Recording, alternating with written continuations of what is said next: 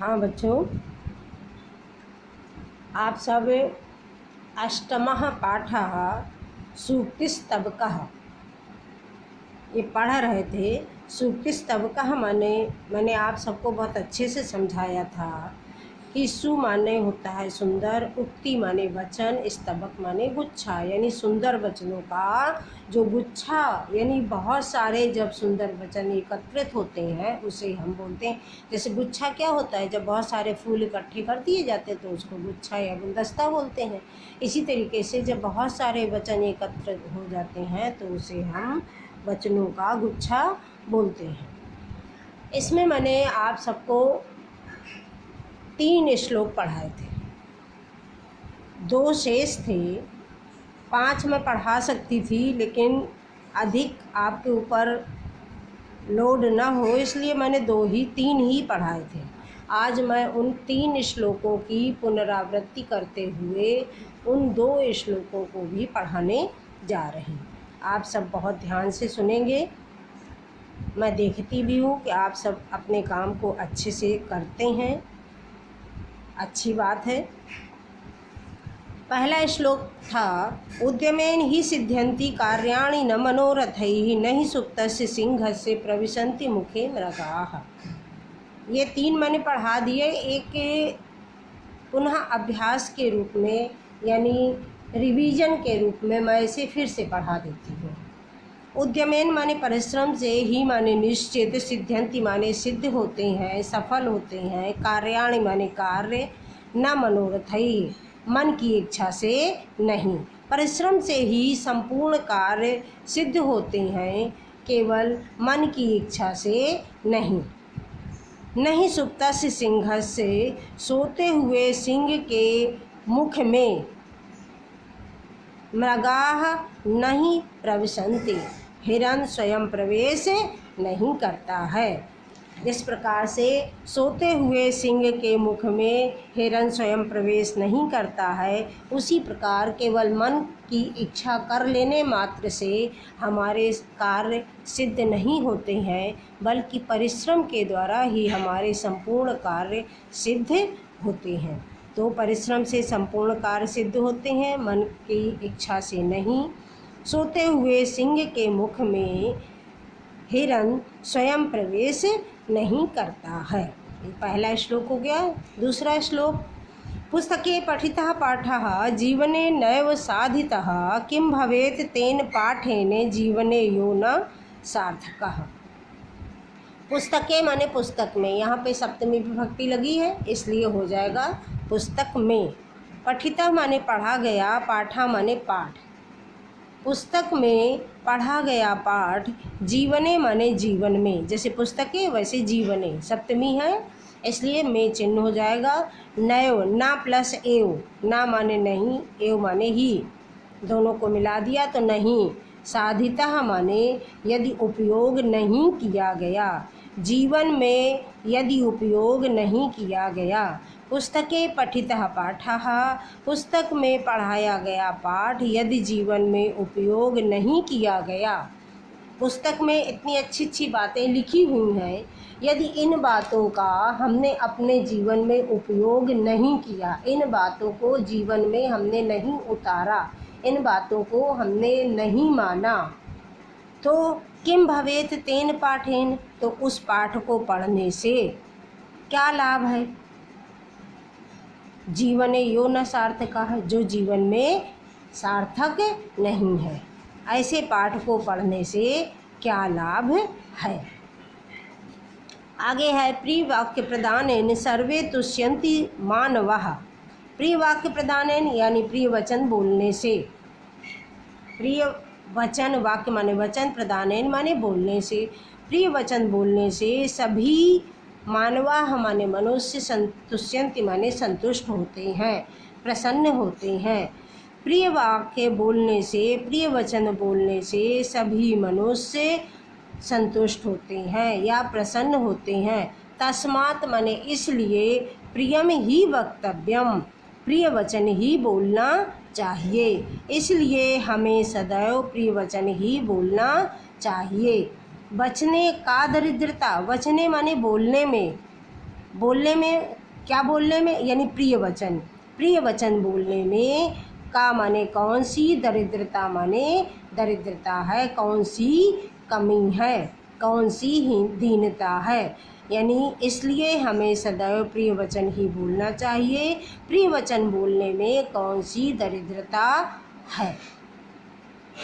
इतना तो मैंने आप सबको पढ़ा दिया था। अब आगे 2 श्लोक। गच्छन् पिपीलको याति योजनानां शतान्यपि अगच्छन् वैनतेयोऽपि पदमेकं न गच्छति। गच्छन् माने चलती हुई, पिपीलको माने चींटी, याति माने जाती है, योजना नाम माने योजन, शतान्यपि माने 100 योजन, यानी 100 योजन तक चली जाती है, सैकड़ों योजन चली जाती है। एक योजन जो होता है वो 4 कोस का होता है। 4 कोस अर्थात एक कोस में 3 किलोमीटर होते हैं, तो 4 कोस का मतलब हो गया 12 किलोमीटर। तो 100 योजन इस तरह से, एक योजन में 4 कोस, 4 कोस माने 12 किलोमीटर।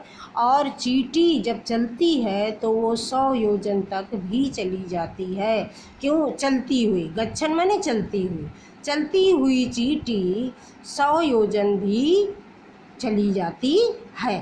अगच्छन, अगच्छन माने न चलता हुआ, वैनते माने होता है गरुण, और अपि माने भी। गरुण बहुत तेज चलता है, लेकिन यदि चलता है, चलेगा तो पहुँचेगा जल्दी, और नहीं चलेगा तो पदमेकं न गच्छति, तो एक पग भी नहीं चलता है, एक पग भी नहीं जाता है। जब वो चलेगा ही नहीं तो कहाँ से, वही कछुआ और खरगोश वाली कहानी है कि कछुआ धीरे धीरे चलता रहा, यद्यपि उसकी स्पीड कम होती है, और खरगोश जल्दी दौड़ता है, किंतु वो अपने अभिमान में कि मैं तो बहुत जल्दी दौड़ता हूँ, एक पेड़ के नीचे सो जाता है। कछुआ धीरे धीरे चलता रहता है और अपने गंतव्य पर पहुँच जाता है, और खरगोश नहीं पहुँच पाता। इसी तरह से यहाँ पर एक चींटी, छोटा जीव, यद्यपि बहुत धीमे चलता है, किंतु चलते चलते वह 100 योजन भी पार कर जाता है। और गरुण जो शीघ्र उड़ के चलने वाला होता है, गरुड़ पक्षी जो भगवान विष्णु का वाहन है, जिस पर भगवान विष्णु चढ़ करके, बैठ करके सब जगह जाते हैं। तो अगच्छन माने न चलता हुआ, वैनते माने गरुण भी, पदमेकं न गच्छति, एक पग भी नहीं चलता है। चलती हुई चींटी सैकड़ों योजन चली जाती है, और न चलता हुआ गरुड़ भी एक भी पग नहीं चलता है, एक भी पग नहीं जाता है। एक बार फिर से सुन लेंगे। चलती हुई चींटी सैकड़ों योजन दूर चली जाती है, और न चलता हुआ गरुड़ एक पग भी नहीं चलता है। इसके बाद श्लोक नंबर 5, 5वां श्लोक है। काकः कृष्णः पिकः कृष्णः को भेदः पिक काकयोः वसंत समये प्राप्ते काकः काकः पिकः पिकः। अर्थात काका माने होता है कौवा, और कृष्ण माने होता है काला,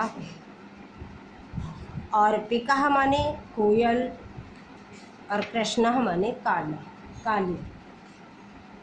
को माने कौन सा, भेदः माने भेद, पिक काकयोः, पिक काकयोः माने पिक माने कोयल, और काकयोः माने कौवे में, कौवा और कोयल में कौन सा भेद है। बसंत समये प्राप्ते बसंत समय माने जब बसंत ऋतु आती है, तो बसंत ऋतु आने पर जब हम कोयल बोलती है तो कोयल का स्वर मीठा होता है और कौवे का स्वर थोड़ा सा कठोर होता है। इसलिए जब बोलने के द्वारा ही हम दोनों को समझ सकते हैं कि ये कौवा है और ये कोयल है।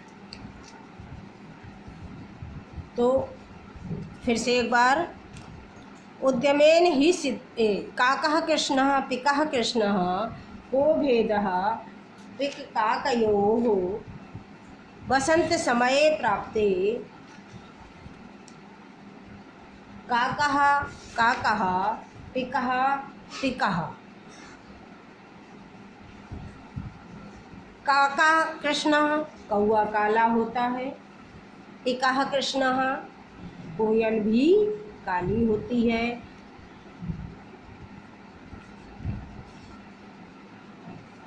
को भेदः पिक काकयोः, कौवा और कोयल में कौन सा भेद होता है।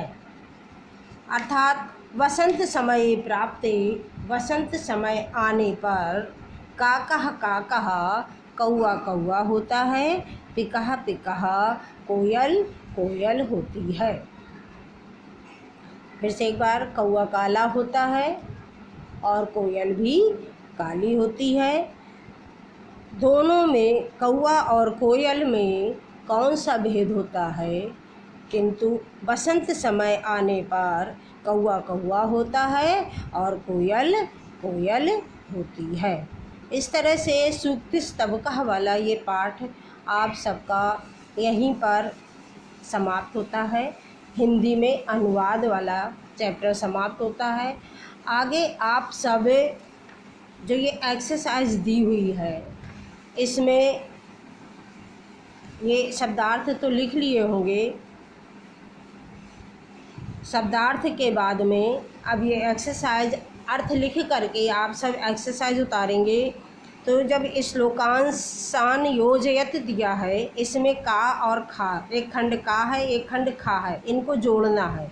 आप इस सब को लिख लेंगे, इसको नहीं लिखेंगे, क्योंकि जो सही होगा उसी को सामने लिखा जाएगा। जो इसका सही होगा उसी को सामने लिख दिया जाएगा। या तो मैं बता दूं तो आप सब लिख लें। तस्मात् प्रियम ही वक्तव्यम, कल हम लिख के दे देंगे आपको, कल यानी अगले टर्न में। तो केवल इसको उतारेंगे। प्रश्नों को उतारना आप सबको आता है। एक प्रश्न काले पेन से लिख करके 2 लाइन छोड़ देंगे, इस तरह प्रश्न लिखेंगे। इनको भी पूरा उतार करके और आम ना जब पढ़ाया जाएगा तब आप सब लिखेंगे।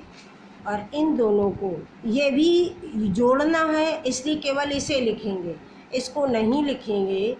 इसमें ये लिख लेंगे और मंजूसा बना लेंगे, ये लिख लेंगे मंजूसा बना लेंगे, ये कॉलम छोड़ देंगे। जब पढ़ाया जाएगा तब आप सब इस कॉलम को पूरा कर लेंगे। धन्यवाद।